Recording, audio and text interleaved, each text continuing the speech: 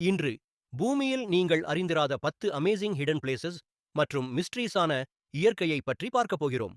10வது இடத்துல ஜடிங்கா, அசாம். இது பறவைகளின் பெர்முடா ட்ரையாங்கிள் என்று கூறலாம். ஏனென்றால் அவ்வூரின் மேல் பறக்கும் பறவைகள் எல்லாம் திடீரென்று மயங்கி கீழே விழுந்து இறக்கின்றன. ஒவ்வொரு ஆண்டும் குறிப்பிட்ட மாதங்களில், குறிப்பாக அமாவாசை இரவுகளில் பறவைகள் மர்மமான முறையில் இறக்கின்றன.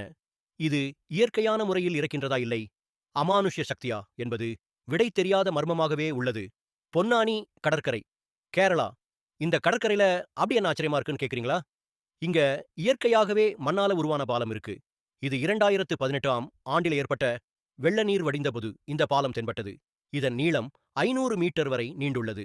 இதன் மீது நடக்கும் அனுபவத்தை பெற பல பகுதிகளிலிருந்து மக்கள் வருகின்றனர். அல் நஸ்லா பாறை அமைப்பு, சவுதி அரேபியா. இந்த வினோதமான பாறை சவுதி பாலைவனத்தில் நிற்கிறது.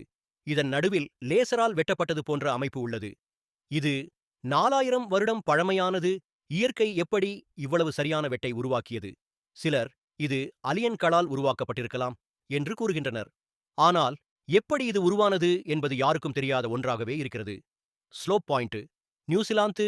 இந்த இடம் குளிர்ந்த மற்றும் கடுமையான காற்றுக்கு பிரபலமானது. இங்க உள்ள மரங்கள் எல்லாமே காத்து விசுற பக்கம்தான் வளருமாம். செம்மறி ஆடுகளை மேய்க்கும் மக்கள் அவங்க ஆடுகளுக்கு குளிரும் பொது தஞ்சம் அடைய இந்த மரத்தை வச்சிருக்காங்க.